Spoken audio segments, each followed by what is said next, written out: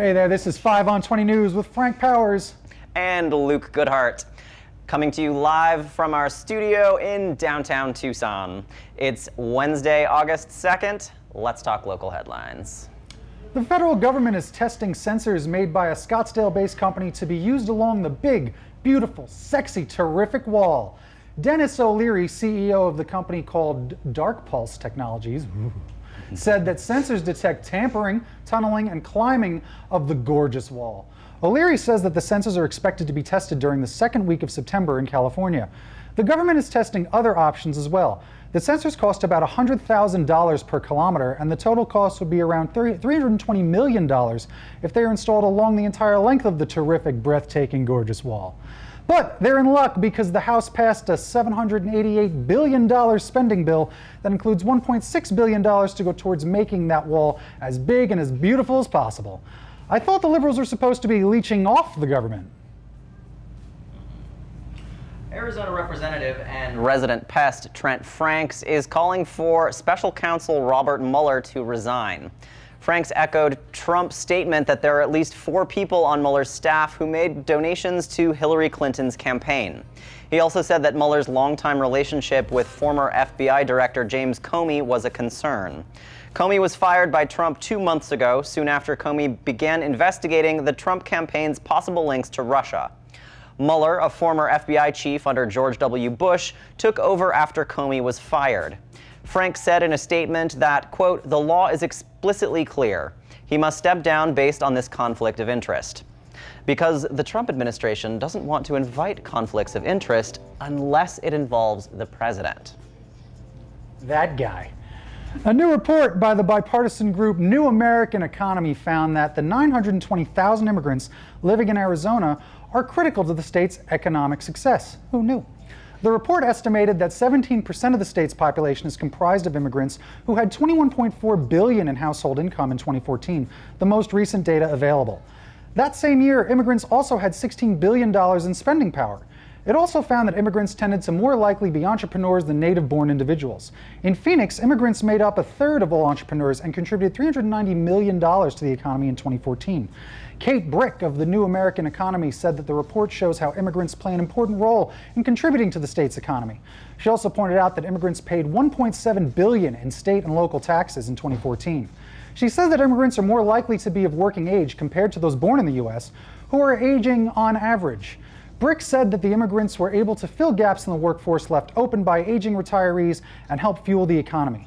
In response to the report, the Trump administration announced that the wall just got 10 feet higher.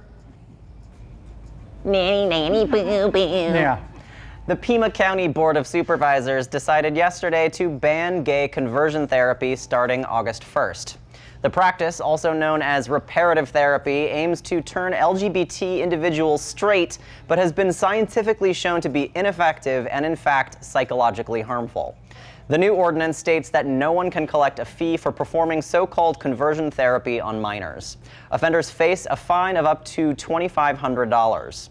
The vote followed a 3-hour board meeting with over 50 people arguing for and against the ordinance.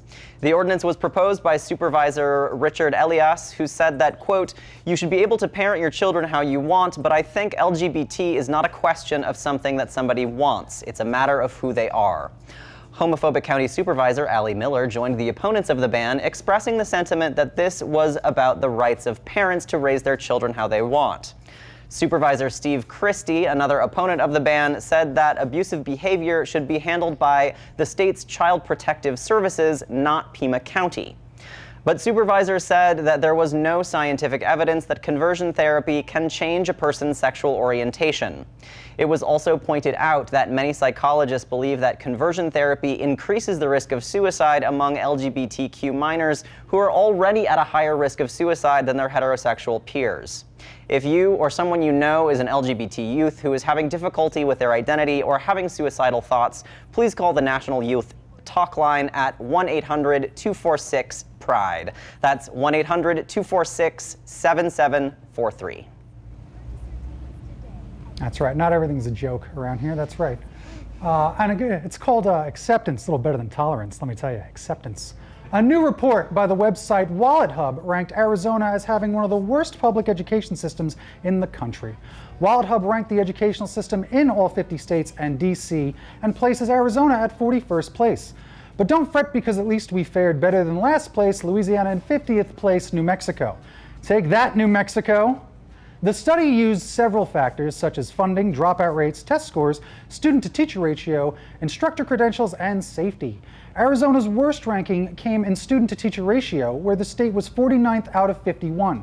Massachusetts was ranked first in the study, followed by New Jersey, New Hampshire, Wisconsin, and Vermont. But despite their wonderful school system, Massachusetts is still unable to get rid of that silly accent. And I wanted to take a moment to talk about the program you're watching right now. Here at 5 on 20, we are undertaking a new kind of citizen journalism. We're going to give you the news as we see it, and we want more people to speak up with us. We need writers, hosts, anchors, camera people, sound people, the whole gamut.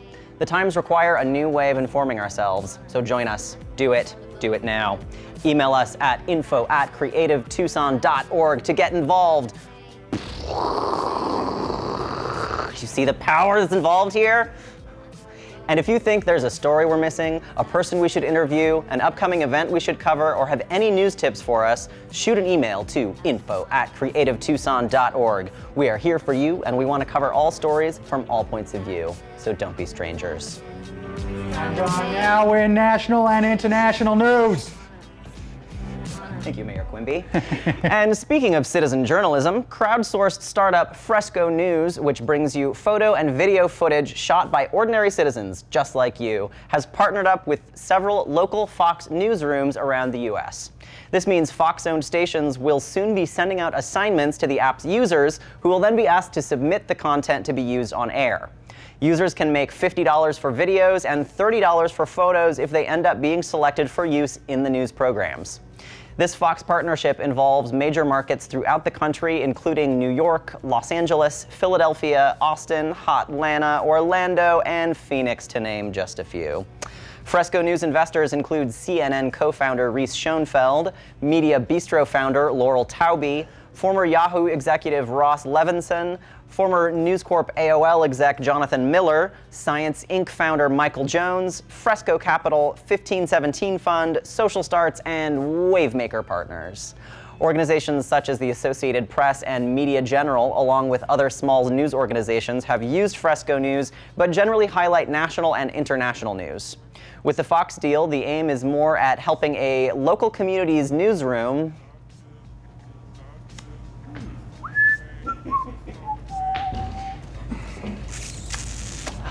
We here at 5 on 20 don't have the budget to pay for content, or even staff really, but we also don't have to promote Fox News, which is great. We don't require you to scramble around using your own camera to get footage used to fuel our president's increasingly meth head-like paranoia. You're welcome. A U.S. citizen who was held in an immigrant... Now, here's one that's... Pay attention to this one. This is a tough one. Tough story. A U.S. citizen who was held in an immigration facility for 3 years was denied compensation yesterday by a U.S. appeals court. New Yorker Davino Wilson was taken into ICE custody when he was 23, even though he was naturalized, when he was 17 after being born in Jamaica. He was arrested for selling cocaine in 2007, then arrested again by ICE officers after his release. After he was arrested, he was refused a lawyer because immigration courts don't afford the right to a court-appointed attorney. Wilson wrote a handwritten letter to immigration officers explaining that he was a citizen and even attached his father's naturalization certificate. But he was still imprisoned for about 3.5 years until he was released in Alabama with no money and no explanation. For the next year, deportation proceedings continued. It turned out that ICE confused the Wilson's father with another man named Hopeton Watson, which is also the father's name. When they discovered that they were looking at the wrong file, ICE concluded that the real Hopeton Watson was a naturalized citizen. Davino filed a complaint after his release, and a New York district judge awarded him $82,500. However, the appeals yesterday ruled that Davino was not entitled to his money because the statute of limitations ran out when he was in ICE custody. The appeals court admitted that the ruling was harsh, but said that it was bound by precedent. Think about this guy's experience the next time you were complaining about traffic or your foe being a little too salty. That is unbelievably effed up. Governor Bruce Rauner of Illinois partially vetoed a bill that would have overhauled the state's education funding and may cut off money for the state's public schools. Rauner vetoed the bill, which included additional education funding as a bailout of Chicago public schools. The governor has support in the rural areas of the state and has been opposed to any additional funding that would benefit Chicago over these less populated areas. The veto comes a few weeks after a resolution ended a 2-year standoff with the legislature that almost left the state without a permanent budget. Illinois schools are scheduled to receive their first payments on August 10th, but they won't get anything if a bill isn't passed. The Democratic-ruled legislature has to choose whether to accept Rauner's lowered funding or do nothing, which will also leave the schools with nothing. Districts across Illinois said that they plan to open on time, but some say they'll have to borrow money or make cuts. Districts that have a low property tax base will be hit the hardest, as this makes up for the other fraction of school funding besides the government. Rauner says that he supports the overall funding formula, but is opposed to extra money meant for the Chicago public school pension system, which is massively underfunded. This is why Rauner claims that the bill is a bailout for Chicago schools. Chance the Rapper, we're going to need a few more million. Now, the meat industry. The meat industry is being blamed for the largest dead zone in the Gulf of Mexico. It's the largest one the Gulf of Mexico has ever seen. Toxins from manure and fertilizer are reportedly pouring into waterways along the Gulf, causing algae blooms that consume all the water's oxygen, according to a report by the environmental group MITEI. The report states that the algae blooms result in large swaths where animals, nutrients, and other organisms struggle to exist because of hypoxia or lack of oxygen. This week, the National Oceanic and Atmospheric Administration, or NOAA, will announce that this is the largest dead zone ever discovered at 8,200 square miles as of July. To put it into perspective, this is about the size of New Jersey and smells just as good. The MITEI says that the problem has been exacerbated by the increased demand in meat. They blamed a small handful of businesses that are responsible for the environmental damage, which most likely deal in agribusiness like factory farms. They point to a highly industrialized and centralized factory farm system where huge areas of grassland are being converted to soy and corn to feed livestock. Exposed soil washes away rain which then gets mixed with pesticides and other chemicals and then lead into the waterway. Arkansas-based Tyson Foods was named in the report as one of the dominant polluters in the area. Tyson supplies businesses like McDonald's and Walmart with chicken, beef, and pork produced through the factory farm system.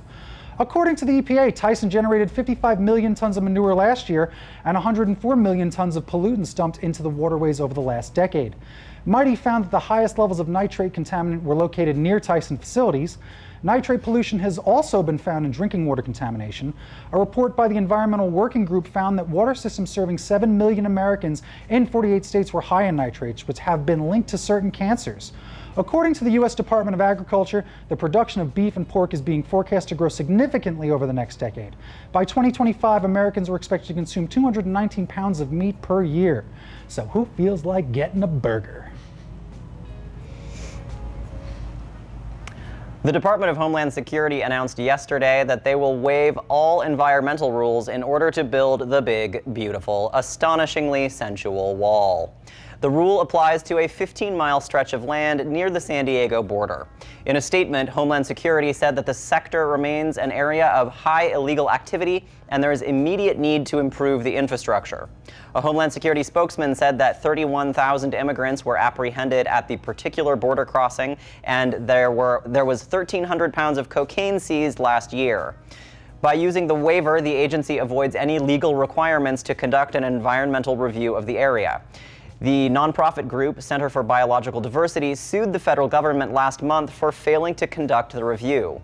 They say that the area contains a large population of endangered species whose migratory paths cross the country's borders.